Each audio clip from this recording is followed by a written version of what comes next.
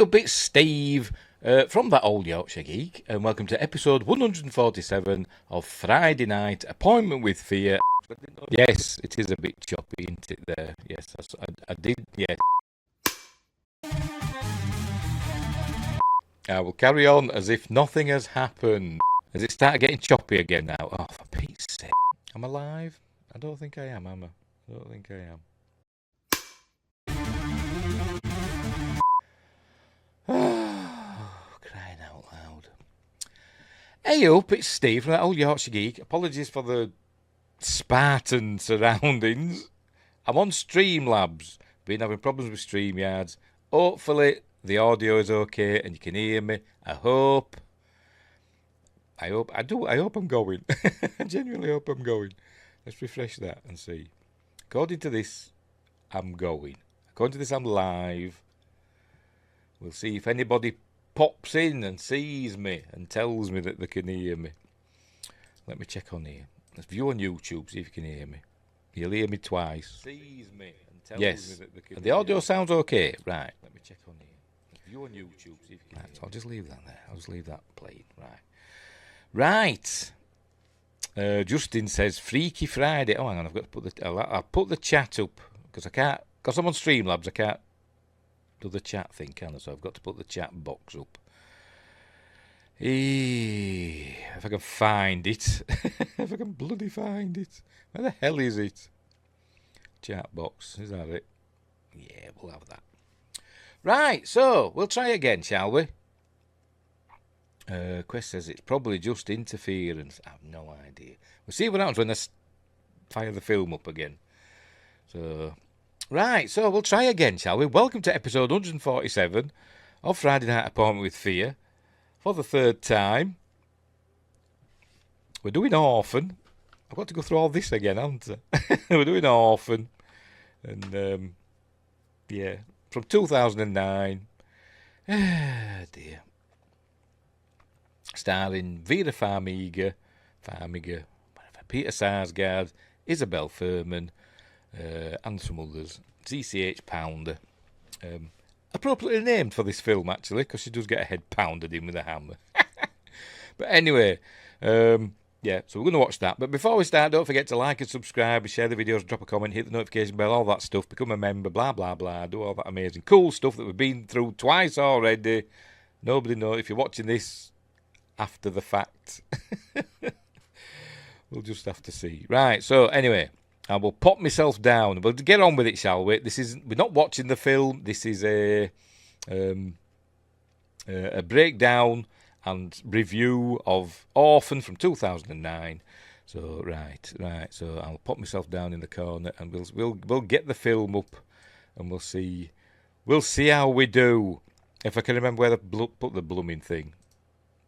Right, here we go. Is that it? Is it going to appear? Is it going to appear? Have I picked the right thing? Why is it not appearing? See what happens when I press play. Why is it not coming on? I don't know. There's always something, isn't there?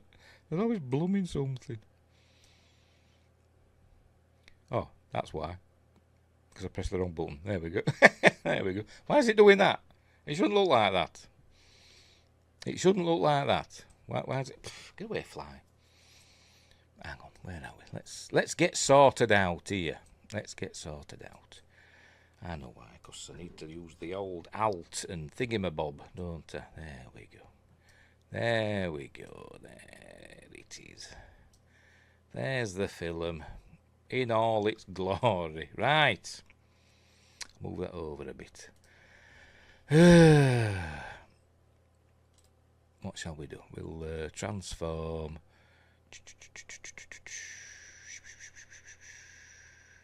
Fit to screen. Didn't that one, is it?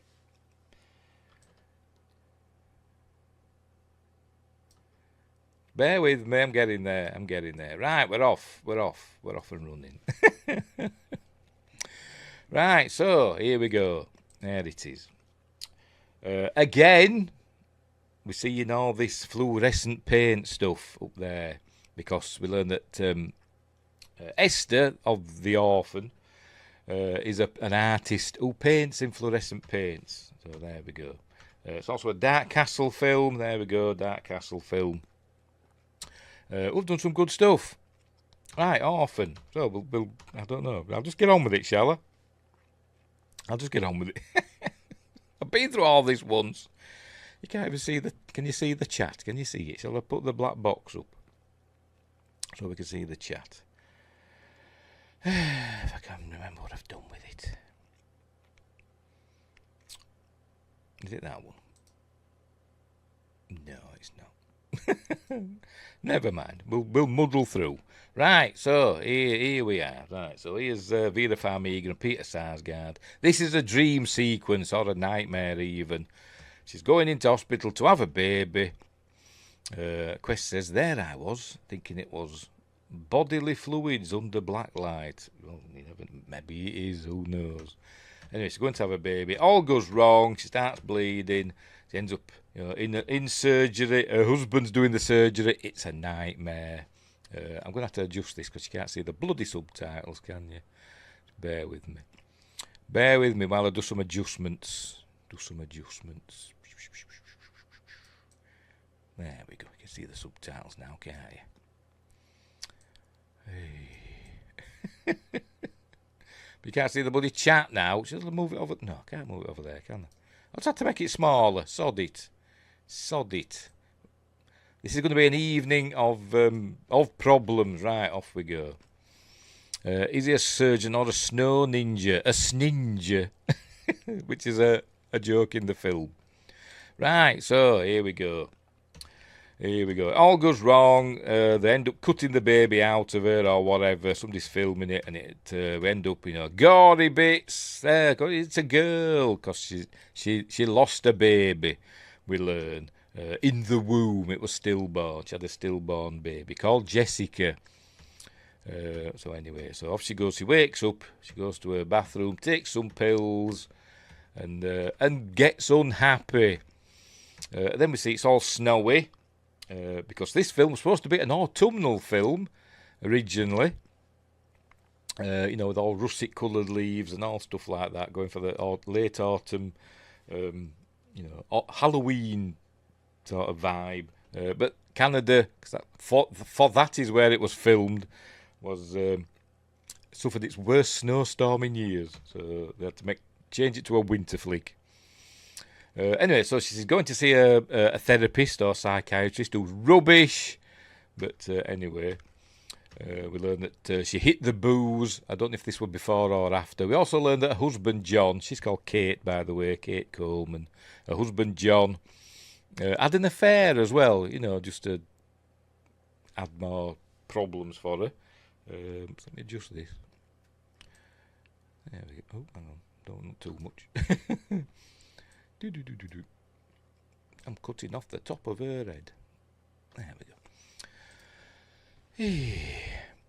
go. Yes, he had an affair as well. So this is how she's seeing a therapist about it. But she's stopped drinking and she's getting her life back on track. So anyway, she goes to pick up one of her kids from school, who is Max, which is short for Maxine. We learn that she's deaf, played by Ariana Engineer, who is also nearly deaf, apparently. I don't know. The only other thing I think she were in that I know is I think she were in one of the Resident Evil films, wasn't she? I think. Let me check. Where are we? Oh, you can't see that now. Right, where are we? Ariana Engineer. Where is she? There we go. Yes, she was in Resident Evil Retribution. I imagine she's been in other stuff as well. But anyway. I've lost my thing now. There we go. So let's just pick her up from school. All sign language going on. There we go. She nearly gets into an accident. She's not paying attention, and she nearly gets hit by a huge tanker truck. But anyway, so this is where we learn she's having problems. She's having problems with Kate. So she's lost a baby.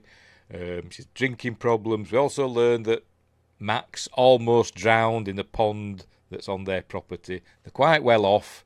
Her husband John's, I think, is an architect, and Kate used to teach at Yale, I presume music, because she's got a piano. Anyway, So there she's playing the piano there. Den, knees up Mother Brown. There she is, look.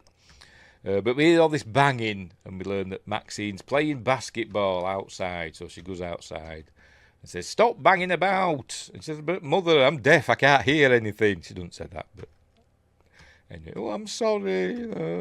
Anyway, John arrives back, and so he plays basketball as well, and they're all happy families, yay! So she goes to bed. She puts Max in bed, but Max wants her to tell a story about losing a baby. But she says, "Can I tell you another story?" "No, tell me this story about losing a baby." And she asks, did baby Jessica go to heaven? That's what she asks. And there he goes, "Baby Jessica, an angel." Yeah, whatever.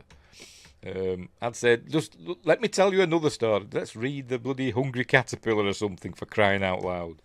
But no. And then she's writing her diary. She's got a diary as Kate. I won't read. Last time I read through bloody this, didn't I? I'm not doing it again. So she's writing about, her worries. Quest says, "Was she writing lyrics? It's 9 o'clock on a Saturday. The regular crowd shuffles in. There's an old man sitting next to me making love to his tonic and gin." Very good. Is that from a song? I have no idea. Get it on the AI music thing. Anyway, so there she is writing her diary. She goes to take some more pills. Then we get a jump scare.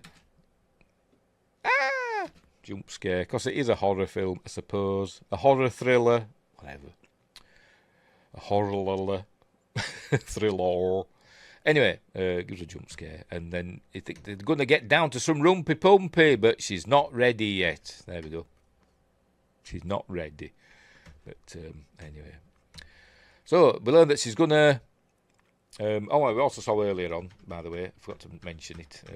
She's doing a diary. And there we go. Ooh. She's got a pamphlet from St. Mariana Home for Girls, which is the orphanage where they get the orphan from.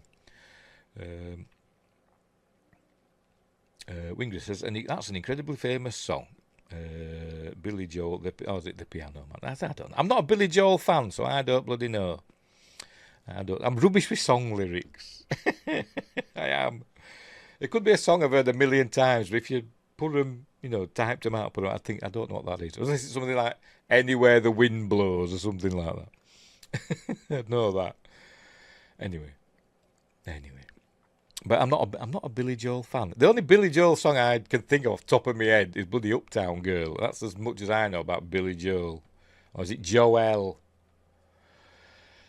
Anyway, so St. Marianne's Home for Girls, that's where they're going to go and collect an orphan. So anyway, but they're not having sex because of her problems, and he's saying, "It's okay, I'll wait," and all that. He's being the loving husband. And she's saying she's scared about, adopting a kid. Oh, don't bloody adopt one then. Anyway. Quest says, he says, "Son, can you play me a memory?" I'm not really sure how it goes, but it's sad and it's sweet. And I'm not singing a song. Bloody hell, Christ, I've had enough problems tonight. Anyway, right, so they're going to the orphanage now, in the snow. There it is. There's CCH Pounder as Sister Abigail. Not Alexa Bliss's... Shut up, you. Sorry, I've got an Alexa up there. She's not listening now. Not Alexa Bliss's finishing move. Bray Wyatt, not Bray Wyatt's finishing move. Oh dear. Who's the boss of the orphanage? Then they see a snowman there, and he says, "Oh, look, a snow orphan. Snorphan." Hang on, where are we? Snow orphan. Snorphan. Biggest laugh in the film, because it's a comedy. She's looking at she's watching all the orphans running about. But was that the Joker from Batman? They're having some sort of party, so I'm guessing he's a clown. Looks terrifying. John's been for a pee, apparently. So while he's checking his phone, he hears the voice of a young girl singing. So he goes to check it out upstairs. This is where we meet Esther doing some painting. There she is. There she's doing some painting, and she's really good at it. For a 9-year-old, she's supposed to be 9-year-old Russian orphan. So they get on like a house on fire. So she goes looking for him, and she finds him with Esther. So they get on with Esther. So they're going to adopt. They're going to adopt Esther. But apparently, in the early scripts, there were another girl called Yolanda that they were going to adopt. A Puerto Rican girl called Yolanda that they were going to adopt. And Esther learned about this, and killed her, hanged her in a closet, and so they adopted Esther instead. But they decided against that. No, they just decided, we'll have Esther, we'll have her, and we'll take her with us, unwrapped. Anyway, so they're going to fill out the forms and all that stuff. Nothing wrong with being different, by the way. Where is this? Nothing wrong with being different, she says. I don't know how long she's been at the orphanage, by the way. Has she been there months or... I don't know, but... I'm asking that because later on they talk about dentists and stuff. She says, later she phones up and says, I'll need your forms and stuff for the dentist. I thought, well, don't the orphanage take the kids to the dentist? Obviously not. Anyway, so they're filling out the forms. This is where we learn that she came from Russia and she speaks really good English and she's good as gold and she gets on with all the kids and all the staff, unless they try and take off the bands that she wears on her wrists and round her neck, and then she kicks off. But anyway. Sorry, Quest, I have a new neighbour, he says. Oh, very good. Is that another song lyric? Or have you genuinely got a new neighbour? Anyway, and we also learned that the last people that adopted Esther died in a house fire, the Sullivans. But they're not the family, I don't think, from Orphan First Kill. They might have come at the end of that. I can't remember. I've only seen it once. Anyway, so there we go. She's all well-mannered, blah, blah, blah. So they're going to adopt her. So they fill out all the forms. I'm guessing there's a passage of time of, I don't know, weeks. I don't know how long the adoption process goes on for. But anyway, they're going to collect her. So here she goes, taking her home. Right, so on the way, she's learning a bit of sign language so she can talk to Max. There we go. They go over this bridge, which we'll see later on. And that's their house. Is this your house? Now it's your house too. Anyway, here comes Max. There you go, she does the sign language. Hello, my name is Esther. I'm assuming it's American Sign Language. Not British or Australian or Canadian or Russian. I've no idea. I don't know. Does every country have its own version of sign language? It must have, mustn't it? Right, so anyway, they take her in. There's Grandma Barbara, who is John's mother. She's obviously looking after the kids while they were out. And Daniel's not impressed. He's the son of Kate and John. Why they want another kid, I don't know. They've already got two. Two's enough, Christ. She got a piano. Oh, you have a piano. She says, oh, would you like me to teach you how to play? Oh, yes, please. Anyway, Quest says, no, I generally have a new neighbour, but everybody needs good neighbours. I know them lyrics. Just a friendly wave each morning helps to make a better day. Because neighbours become good friends. There, see a sign. Right, she loves her room. Anyway, she says it's perfect. She's got a fish tank in it with a fluorescent light, or whatever they call it, ultraviolet light, that comes into play later. So anyway, another passage of time. They bought her lots of presents, or a few presents. She's got a book about sign language, and they give her an easel because she paints and all that stuff. But Daniel's getting jealous. He's playing Guitar Hero or Rock Band or whatever it is. They say, no, Dad, look how good I'm doing. And oh yeah, cool, son. Not paying any attention to him, really. But so he's getting jelly.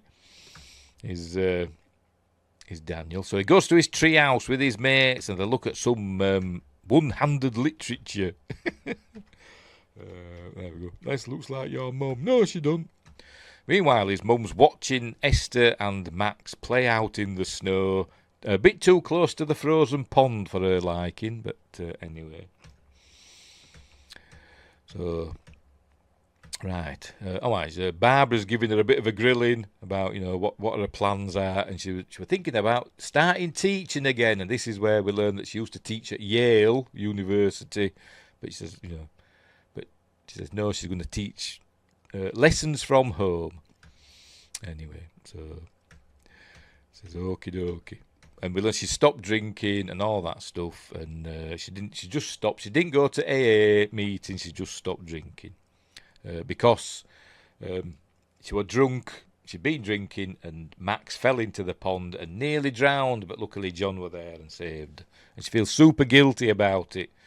So anyway, so there she is, writing her diary. Dear diary, got a new kid today. And that'll be it.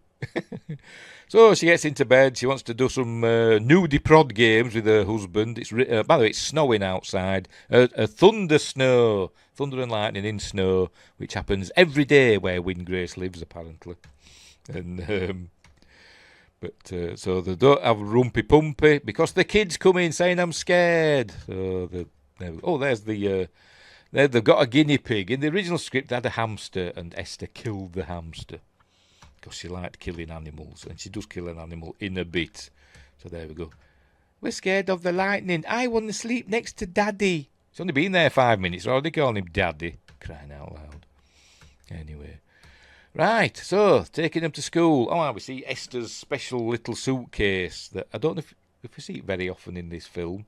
But there was a deleted scene, an alternative ending, where we see her use what's in the suitcase. Excuse me, it's got like makeup and stuff in it. She makes herself up to look as though she's been beaten up with scratches and stuff on her at the end, but they don't go with that. Quest says, I'd like to see a thunder snowstorm. Wyngrace sees them all the time, he says. Anywho, right, so they're going to school. Right, so anyway, she comes down in her fancy clothes. I don't know how many of these old-fashioned clothes she's got, but she seems to have lots of them. She likes to wear those rather than normal clothes. I don't really know why. It doesn't explain it. But see, they're laughing a bit. And she says, go put some jeans on. She says, no, I want to wear these. It's okay to be different. Remember, she said that earlier. Or she was told that earlier. So is that fair enough? Go get bullied. Oh, pardon me. Go get bullied at school. You crazy Rusky. Anyway. So off they go. Right, so we go to school. This is where we meet Brenda. That's Brenda, who's a bit of a bully, but obviously Esther sees to her in a bit, but she keeps picking on Esther. And then later, they're back home from school and playing. Oh, where are we? There we go. Oh, for Pete's sake. Playing on the frozen pond. Esther's pulling Max round on a sledge. Or is it a sled? What's the difference? Is there a difference between a sled and a sledge? I have no idea. But she's pulling her around, so she, don't play near the water. So it's not water, it's ice. But don't anyway. This is Chekhov's pond, by the way. It will come back later on in the film. Or is it a different one? It might be a different one, actually. It might be a frozen lake we see at the end. I'm not sure, to be honest. Actually, it can't be, because at the end she goes through some trees to get to it, so it's not that. I'm lying. Whatever. Right, them trees. Daniel's playing with his paintball gun, shooting his action figures, there we go, having fun, and he shoots a pigeon that lands there. And then he feels bad because he didn't think the paintball had hurt it, but it's obviously it's badly hurt, and there you go. Didn't think it would hurt him, and Esther says you got to put it out of its misery. He says I can't do it, so she splatters it instead with a big stone, thusly. So there we go. It's in heaven now. What's wrong with you? So we learn. She was supposed to get a kick out of killing poor defenceless animals. Like I said, she got the hamster in the original script. I don't think she does out to the guinea pig, Anyway, right. So she's in the bath now. She's running Kate's running a bath for Esther, and then Esther locks the door, and Kate says, "We don't lock the doors in this house. We do in this house." Says, "Well, I don't want people to see me." There you go. Because remember, she wears things round her neck and wrists to cover up scars. We learn later on. He says, "I'll lock the door and I'll sing so you know I'm okay." And then we see her fish tank with its ultraviolet light stuff, probably killing all the fish that's in it, irradiating them. Do we get a clue that there's something on the painting? Oh no, we don't there, do we? But puts the light on. And she finds Esther's Bible. Esther's got this Bible that she carries about with her, and it's got photos of unknown people in it. But we learn who they are later on. Spoilers, they're the previous foster parents that she's murdered. Anyway, there's Esther's watching because she's a sneaky bugger. Right, back at school. Esther drops her Bible and she gets picked up. There you go. Brenda picks it up and all the pages come fluttering out. Call her a Bible basher and stuff. So they're all picking on her. And then Brenda goes to take off the collar thing that she's got. There we go. "Is this your collar, little doggy?" She goes to grab it. And Esther freaks out. Screams her head off. And they all went, whoa, she's crazy. Anyway. Right, so they're having a piano lesson. Kate and Esther. And she says, "I heard about what happened at school." There you go. "Are you okay?" I said, "Yeah, whatever." And anyway, she gives her a diary. Says, "I keep a diary. Maybe you should keep one as well. But we'll have this one as a scrapbook with a very... Did she do that? It was just very neat, isn't it? Obviously, the production designer's done this, haven't they? Anyway. So there's some photos in it for her to look at. There's Daniel, age 7. Oh, look. And there's Daddy and Max as a baby. And then there's Esther. Esther joins the family. So there we go. And then she shows her, because she asks her about Jessica, because I think Max told her about Jessica, the baby that died in her womb. And we see that she's got a little plaque with some roses, some white roses. So she must be from Yorkshire. So she says that these roses are very special to me, because they're for Jessica and all that stuff. Is that what she's going to say? Is she going to say it? Have the subtitles gone off? Right? There's no subtitles coming on. You're a great mummy. Where are we? There we go. "As long as this plant grows, then part of her will be alive inside it." We all know that she's going to bugger up the plant, isn't she? But she doesn't really. Spoilers, later on in the film, she cuts the roses and says, "Here, mummy, it's something special for you." She's cut the roses and then she freaks out. "Oh, they'll grow again. It's a plant. The plants grow, don't they? You can prune them." Anyway, whatever. Whatever. So there we go. So they're all nice and lovely, and they're all having fun and stuff. And anyway, so they're going to start doing it in the kitchen. Look. Oh, look. She's ready now to get down to business in the kitchen, because they think they're being naughty. And as they're doing it, it goes on a bit too long, this bit, by the way, I must admit. I'm no prude, but bloody hell. But obviously Esther sees them. There we go. She sees them, so interrupts them. She goes, "Oh, we've got to talk about it." And this is where Esther drops an F-bomb. So there we go. She says, "Grown-ups do things that kids aren't supposed to see." That, she says.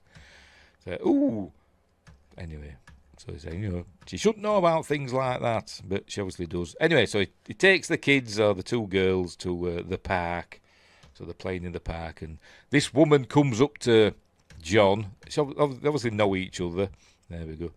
She's always flashing the cleavage off, because we'll see her a bit later on in the supermarket.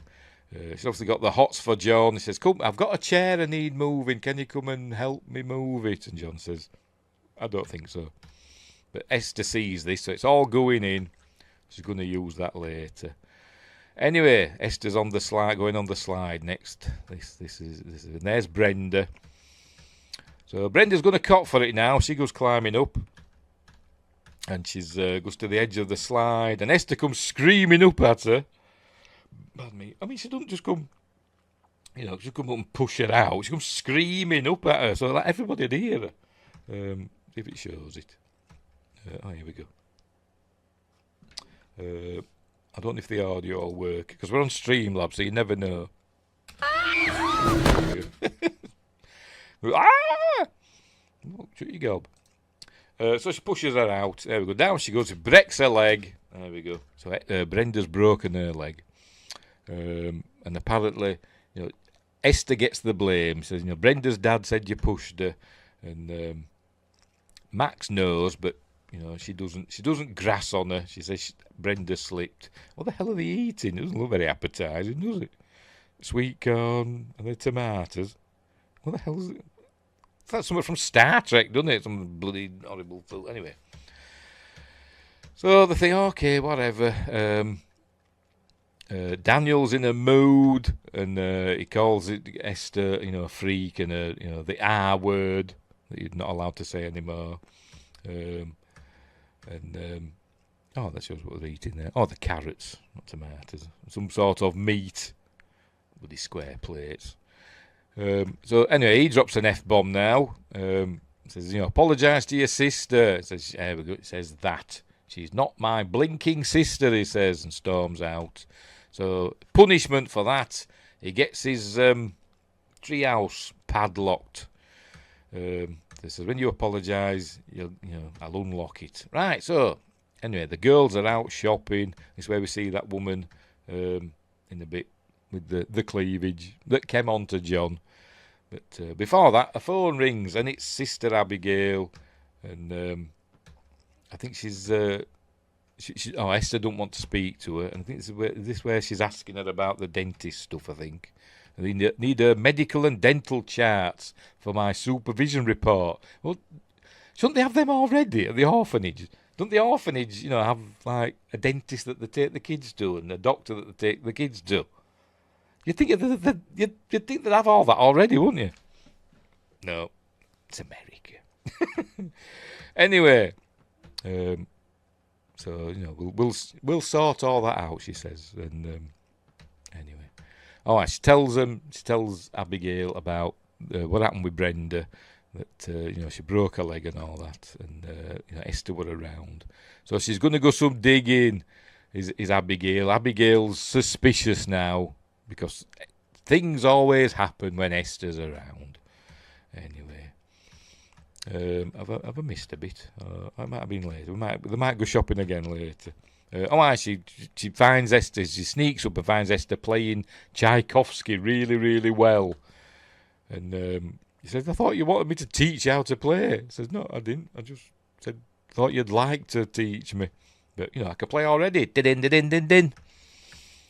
Anyway. Then she starts saying creepy stuff. It must be frustrating for someone who loves music as much as you to have a son that doesn't care and a daughter that can't even hear it. So, it's starting. She's starting to get her suspicions about Esther, this Kate. But John doesn't want to hear any of it because he's an idiot. She's obviously creepy, but he's an idiot. Anyway. And Esther had told Kate about the woman in the park that John were talking to. And says, I blew her off. But this is where we're talking about, he had an affair 10 years earlier. So they're having an argument about that. Anyway, there's Abigail drawing. He's back on his Guitar Hero. And then Sister Abigail comes and she's talking to him about how Esther has, trouble finds Esther. Girls had happened, accidents had happened at the orphanage. And apparently another orphanage that she'd been at or wherever she'd been, a boy had fallen on some scissors that went through his jaw and Esther were there. And stuff like that.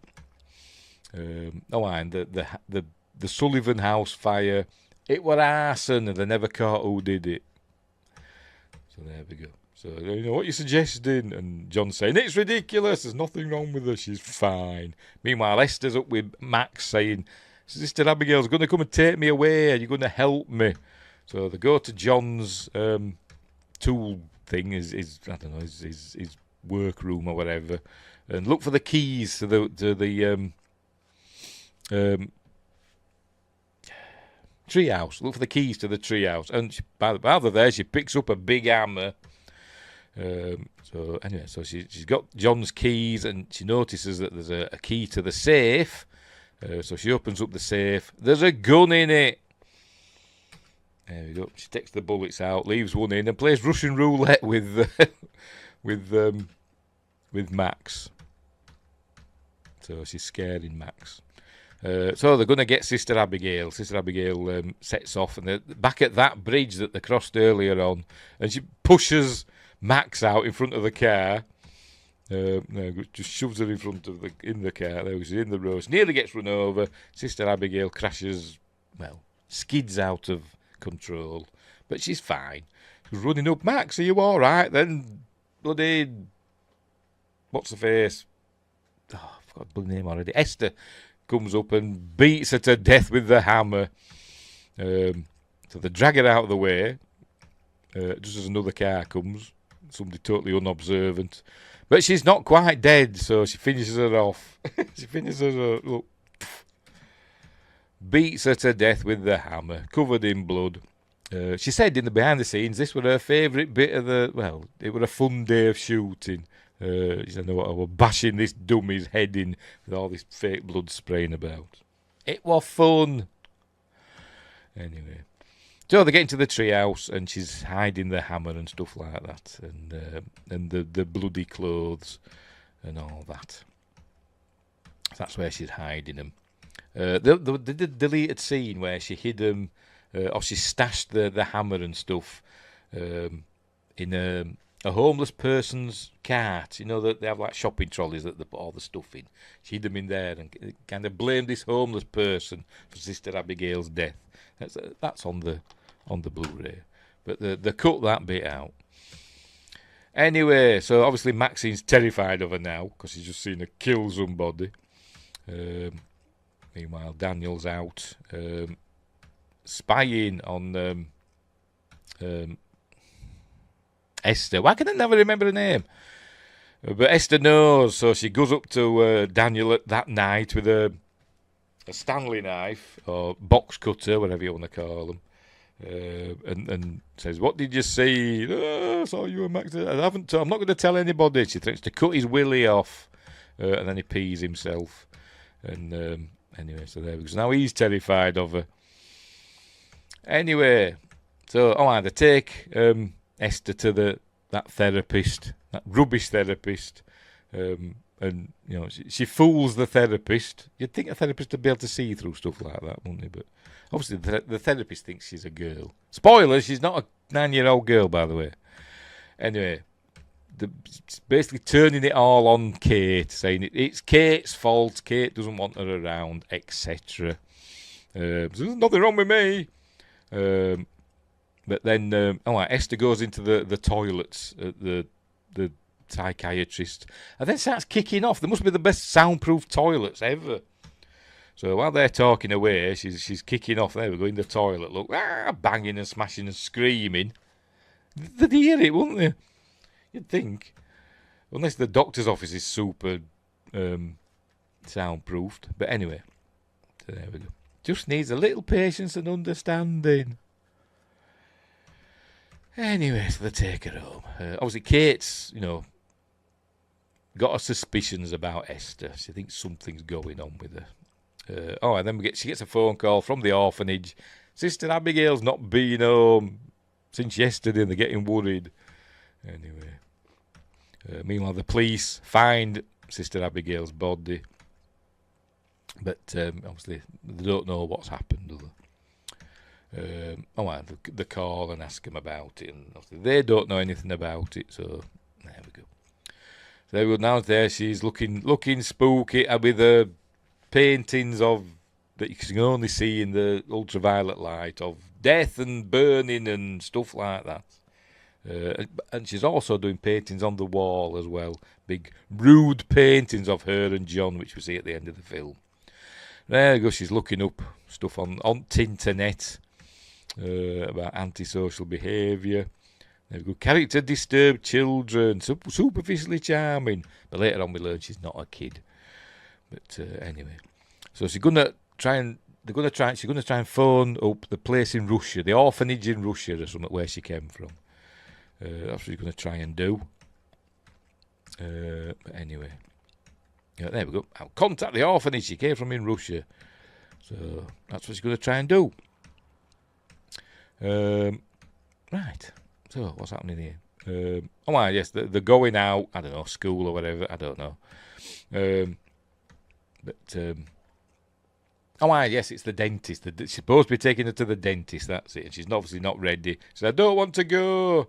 And he says, all right, then you can have the day off and we'll go another time. So we're going to reschedule. Right, so is Esther here in this bit? Or she's taking them to school. Esther gets out of the car, I think. Is it this bit? Is Esther in the car with them? Or is it I might be ahead of myself. I can't remember. But there you go. She's asking them about Esther. Is Esther scaring you or hurt any of you? They're like, no, everything's fine. Because Esther's at home, isn't she, with John? That's it. So, she likes John, if you know what I mean. Anyway, so. Yes, and John says to her, this is the bit with the roses, John says to her, do something nice for Mummy. Because she says, I don't think Mummy likes me very much. She says, well, do something nice for her then. So this is when she I've got a special surprise for you. She gives her the roses. And I said, it's not bloody showing us on the bloody... There we go. She gives her the roses. Jessica's roses. So, what you done that for? You knew what they meant for me, to me and all that. And John said, it's my fault. I told her to do something nice. So she goes to check. But, they're not dead. She hasn't killed them. She's only pruned them. She's only cut the flowers off and that. They'll grow back. Anyway. She grabbed her arm.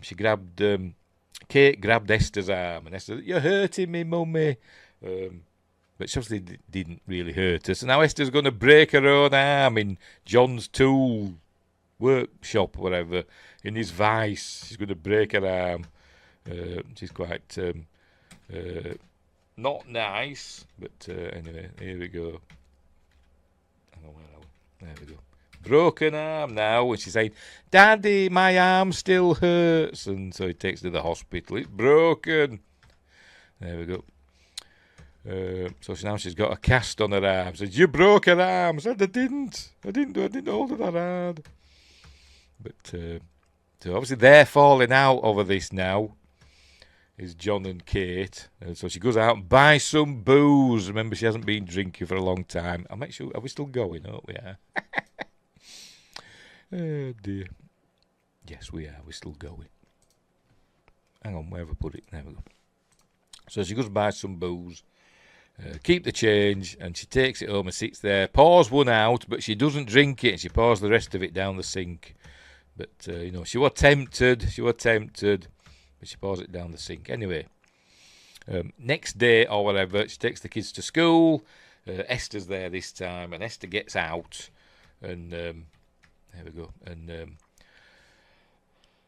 Daniel gets out, and all his books fall out of his pack. There we go. And I think she's cut open. Maybe she used the Stanley knife or whatever. She cut open his bag. He said, "This is a new bag." So while they're dealing with that, Max is still in the car. I think Max goes to a different school because she's younger, you see. Esther takes off the parking brake, so the car goes rolling off. Nobody sees her do that, obviously. So, Max is there in the car. She'll be fine. She says, "Oh, no, Max." But she's fine. It just hits a snowbank at the bottom of the hill. But obviously Max didn't grass up Esther because she's terrified of her. Max is covering for her. Crappy bloody therapist, obviously still hasn't twigged. because he's useless. And I think is this now? Where is it now? Because the girls found this morning, this bottle of wine, the unopened bottle of wine. He says, "You mean Esther found it?" I said, "Well, yeah. What difference does that make? Because he's an idiot." And I think he threatens to, go get help, or I'm taking the girls. That's what he says. I'm leaving and I'm taking the girls with me. But anyway, there you go. Go to AA, or I'm leaving and I'm taking the kids with me. Not girls, because there's Daniel as well, isn't there? So there, poor Max is crying. But anyway, there you go. Daniel talks to Max, and they both know they've got to do something. They've got to do something about Esther. But Max had drawn some pictures of Esther doing all the crimes. Anyway, so what's happening now? Yes, she goes to Esther's room. There's Kate, obviously Esther's there, so they have a confrontation. "I will not let you hurt my children." "Well, I'll do whatever I want. What are you going to do? Hit me?" She's been reading a diary.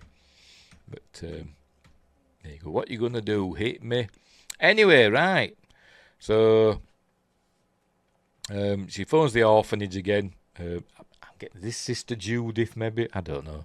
But she's going to get in touch with the orphanage in Russia. And but they don't know anything. They don't have any records of Esther living there at the orphanage. Anyway, what's she looking for? She's looking for that Bible. She's looking for the pictures that's in it, but she's looking for clues as to who Esther is. But she finds in the Bible, there you go, San Institute in Latin script. If it's in Russia, it turns out it's not in Russia. It's in Estonia, but you'd think it'd be in Cyrillic, wouldn't you? Or maybe it is, because it's got two U's in it. I don't know. But anyway, she looks it up on Tinternet, and she gets a phone number and phones them up, but nobody speaks English, or the woman that answers doesn't speak English, so she goes to find somebody who speaks English, and they want to talk about one of your children. "Oh, no, she didn't come from here." He says, "I haven't told you her name yet." He says, "Well, yeah, but this isn't an orphanage. It's a mental institution." Anyway.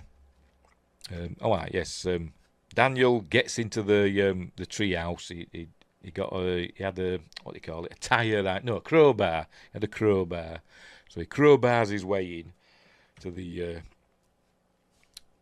tree house. But it's got a door there, because we see Esther coming through this door. I think we do. We'll see, won't we, in a bit.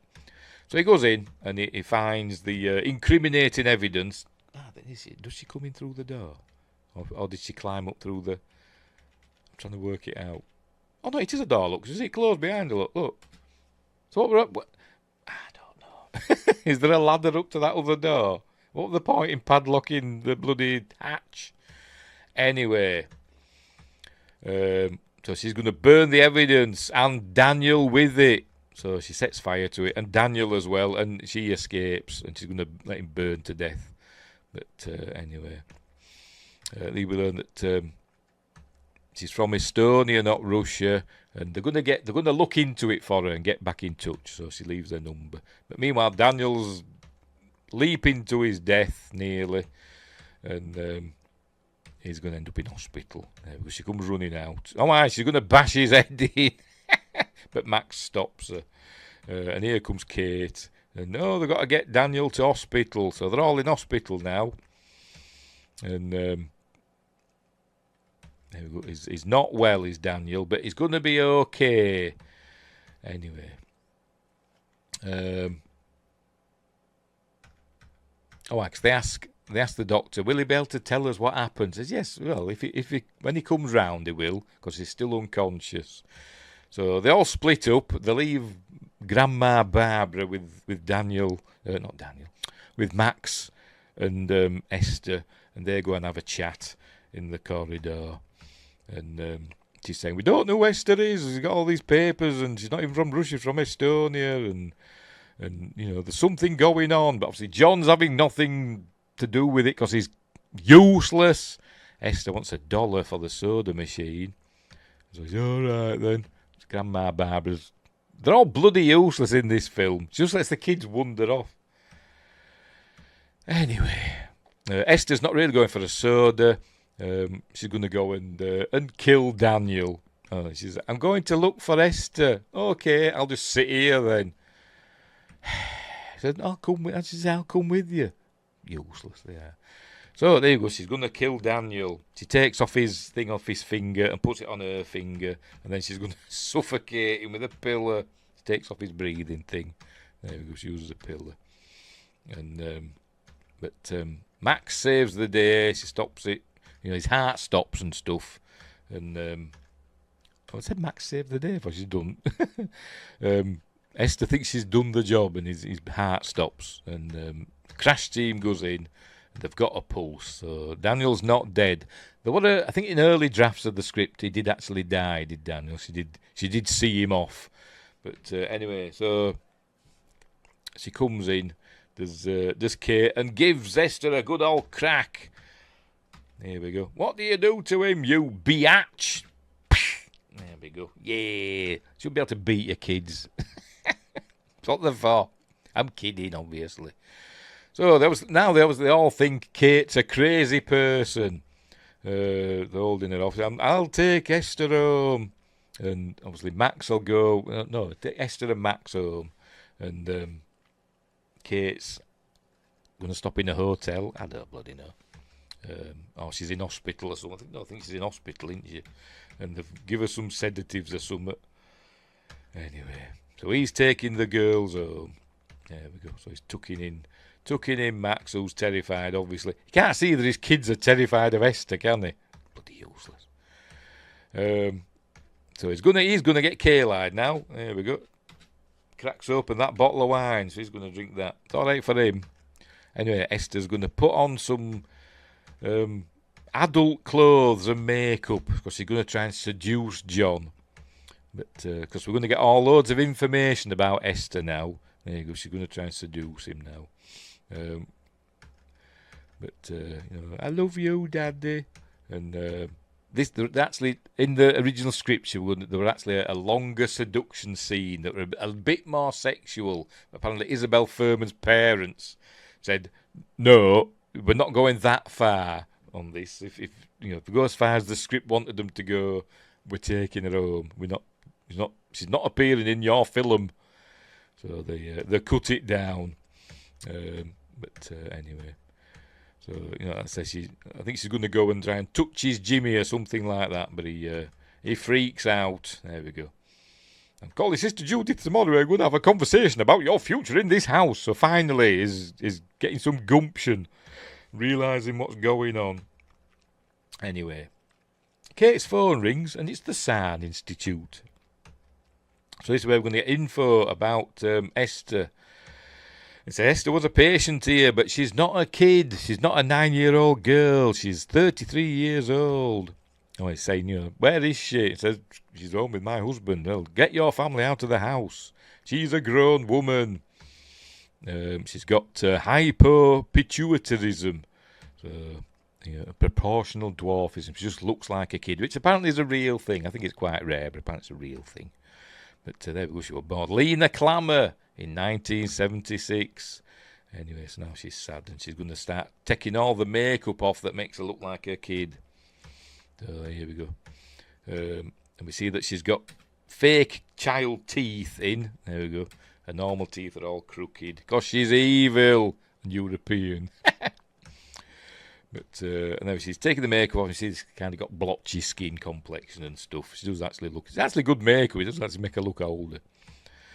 But she smashes the mirror, and she's taking off her padding to stop her, making her stop her looking like an adult. But anyway, meanwhile, John goes into Lena's bedroom because she's Lena now. She's not Esther. Whatever. She goes into Esther's bedroom and sees the ultraviolet paintings, and also the paintings behind that she's done. There we go, of Lena and Esther and John. They're doing Rudy stuff. There we go. Anyway, Kate's on the way in the car, trying to phone, but he's not answering. And now it is. She's nearly crashing the car multiple times. But Esther's gonna get John any minute now. As they're creeping about the house, I think the lights have gone out. I think there's a power cut, or Esther's done something. I can't remember. But there we go. Esther leaps on him and stabs him to death. Quite a brutal scene, actually, this, where she's stabbing him to death. There we go. But Max sees her, and so she's going to go after Max now. But Max is hiding. Kate crashes the car into the house and goes in and finds John. She's freaking out. Oh, no! Even though you were useless, but anyway. But he's dead. He is quite dead. So she's got to look for Max now. So she's looking for Max, but Esther's roaming about. She's got the gun as well from the safe. She's got that, so she's... she does actually shoot her because she's there looking, and she shoots her through... through there. She shoots her through there. Shoots her in the arm. There you go. But she's not dead, obviously. That's what she looks like. Kind of scary, isn't she? Right, so she wads up her arm, puts a tourniquet on, or whatever. Is it this bit? Right, there's a bit here which shows Esther. I don't like this bit. It annoys me. Shows Esther walking down this corridor, like so. We see she's got all scars on her. She's got scars on her hands and wrists, because at the SARN Institute, they had to keep her in a straitjacket, and she used to struggle against her bonds, which caused the scars. But anyway, it shows her walking down this corridor, like that. And then it cuts to this shot here of somebody walking slowly down the corridor, as though it's Esther's point of view. But then, Max walks across nonchalantly. So I thought, well, that doesn't make sense, does it? You're given that impression that, Esther's about to get Max, but she's not. They're nowhere near each other. Anyway, bad filmmaking. Anyway, so she looks out through his window, and obviously Kate's not there. She's hiding there outside, and Max is hiding in the greenhouse. Remember where the roses were? She's hiding in there, and she does sign language, does Kate, through the glass roof. Says, stay down, hide. Esther's looking for you. But then Esther sees her and shoots a hole through the greenhouse roof. So she's saying, she goes diving in, splatters onto Esther. But Esther's not dead, obviously. But she gets Max, does Kate. She gets up and gets Max. And they go running out into the night, through the woods. But Esther's coming after them, because the police come in. And they see there's nobody in the greenhouse, but Esther arrives with a big knife. I think Kate picked up the gun, but she's dropped the gun now because they've gone rolling down the hill onto a pond. I think it's a different pond, or a lake or whatever. It's not the one near their house because they've gone through some trees, haven't they? Anyway, so they're going to fight. Max is going to try and... Max picks up the gun. Don't know how old Max is. And she shoots it, look. And misses. Just shoots a hole in the ice. But they both fall down into the water. And Kate gets up. Anyway, they're fighting under the water. I think Kate gets stabbed in the guts by Esther. Anyway, she gets out. And what's her face? Esther climbs out as well. Esther, don't let me die, mummy, or something like that. And is it this? There we go. Don't let me die, mummy. He says, I'm not your blinking mummy.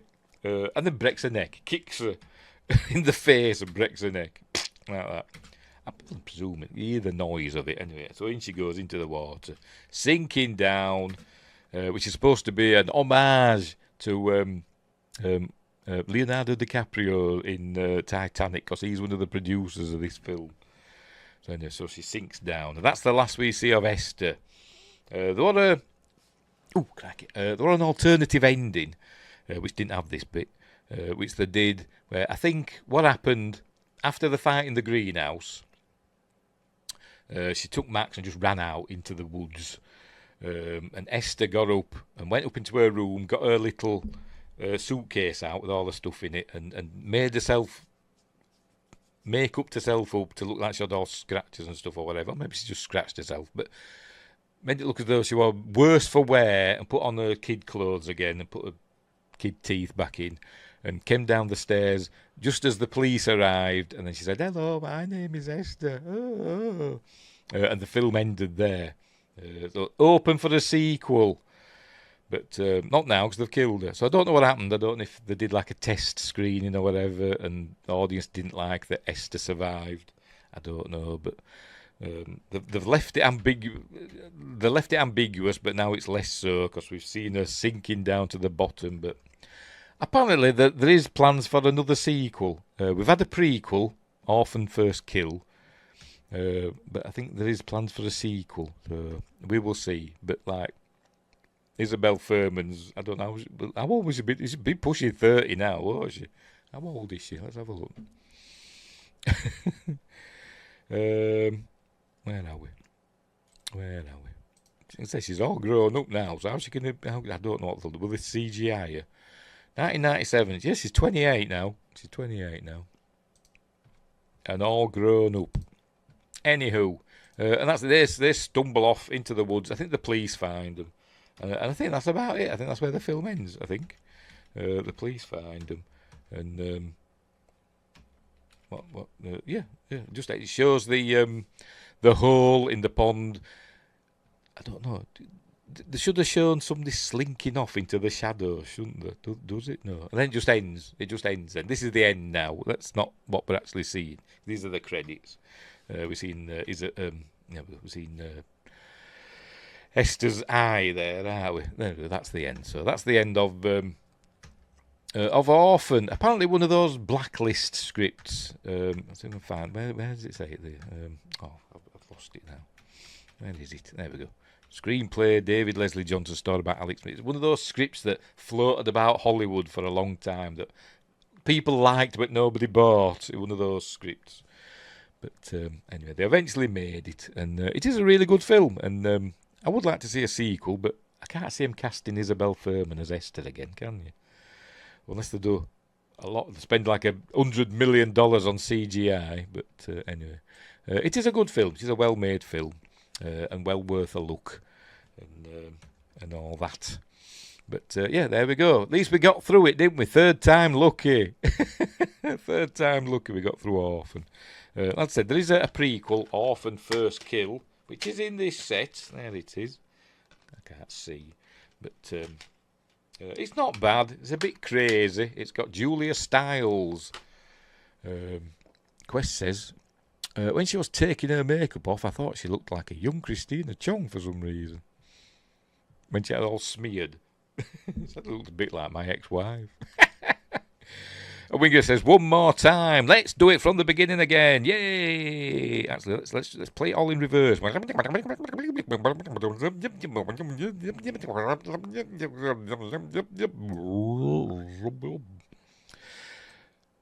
go. We'll start again. I'm kidding. We're not. Bloody hell. Right. So there we go. So that's Orphan. It is a good film, and it is. I think you can get it on. Have I got it here? Oh, oops. Oh, why? Where are we? My notes. I do have notes. I forgot to mention my notes. I mentioned Yolanda, didn't I? Who were going to be the original orphan that they were going to adopt. That Esther hanged in the closet. What else? Yes, in earlier drafts of the script, the climax takes place entirely inside the house. Kate kills Esther by shooting her in the chest, and after she says, "Don't hurt me, Mommy," then I imagine she says, "I'm not your blinking Mommy," between the eyes. So that wouldn't leave any ambiguity, would it?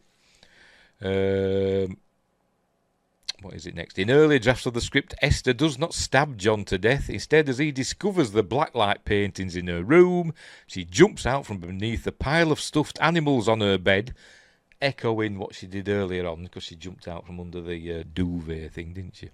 Stabs him in the eye with a pair of scissors. Again, echoing what we learned, that a kid fell on some scissors, stabbed himself in the jaw. Pushes him down the stairs, breaking his leg, echoing what happened to Brenda, and strangles him with a jump rope. Again, probably what happened to Yolanda. Probably strangled her with a jump rope, didn't she? So there we go. And I mentioned that Esther pins the murder of Sister Abigail on a homeless man. So they filmed that bit. But cut it out. So there we go. Yes, I think it is available on Amazon. You can rent or buy it on Amazon. UK and US, and I think it is on YouTube to rent or buy digitally. And also you can get the Blu-ray. It is worth watching. It's too long though. It's a 2-hour film. They could cut some bits out, make it an hour and a half. How long's the sequel? How long's Orphan First Kill? I have no idea, because I can't bloody read it because my eyes are stupid. 104 minutes, I think it says. 102 minutes, so that's a lot. 20 minutes shorter, isn't it? Which is what this should have been. But anyway, right, so we'll leave it there.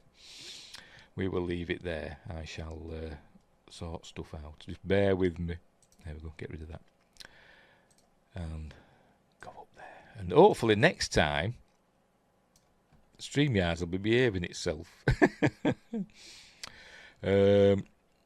Quest says, I'd rather watch Due South again. Oh, because I remembered Ride Forever. That was the Due South, the Canadian cop show with the Mountie in America. I saw some of that. I didn't watch it regularly, but the ones I watched, I did enjoy. That's going back a few years, isn't it? But anyway. Right, so we'll leave it there. I've had enough for tonight. But right, so thanks. He says that's the one, yes. So thanks, Quest and Windgrace and Justin for putting up with my shenanigans. We got there third time lucky, didn't we? Third time lucky we got there. What a nightmare. Obviously, I'm going to have to download this now and then upload it to Rumble, because I can only, on Streamlabs, I can only stream to YouTube. And it'll not be on Twitch this week, unfortunately, but never mind. Right, so we'll leave it there. So what's coming up next? So on Monday, we're doing Apollo 13. It should have been last Monday, but I was ill. And so we'll do it next Monday, Apollo 13. On my HD DVD, that I haven't got a HD DVD player. I have. I've got one for me Xbox 360, but I don't know where I've put it. I've got an odd feeling I might have thrown it away accidentally in an old Xbox 360 box that I just chucked in the bin. I hope it wasn't in there. Anyway. So that's next Monday. Quest says, great as always, we'll try and watch Monday. I've got Alien Earth mid-season live at some point next week. I liked episode 3. Didn't like the first 2 episodes. Thought they were rubbish. But I did like episode 3. So there we go. Anyway. So we'll leave it there. And next next Friday's appointment with Faye, I haven't decided yet. Right, so as I said, thanks Quest, and thanks Windgrace, and thanks Justin for keeping me company, keeping me sane while we look at Orphan. So we'll leave it there. So thanks for watching. Hang on. I don't even have an outro thing, have I? I'll have to use my regular one. I don't think I've got a Friday night appointment with Fear one. No, I haven't. Never mind. I'll use the regular TOYG one. Whatever. Oh, we'll just go. I'll just go, and I'll edit it in. Right. So, sorry, Quest. You're welcome to join if you want. Oh, well, we'll see. We'll see what happens. Maybe I will. Right. So, thanks for watching. Wherever you are, look after each other, and don't have nightmares about crazy, insane Russian orphans, Estonian orphans, or whatever. And I'll leave it there. And take us out with Billy Joel, Uptown Girl, Rumty Tumty. I'm not a Billy Joel fan.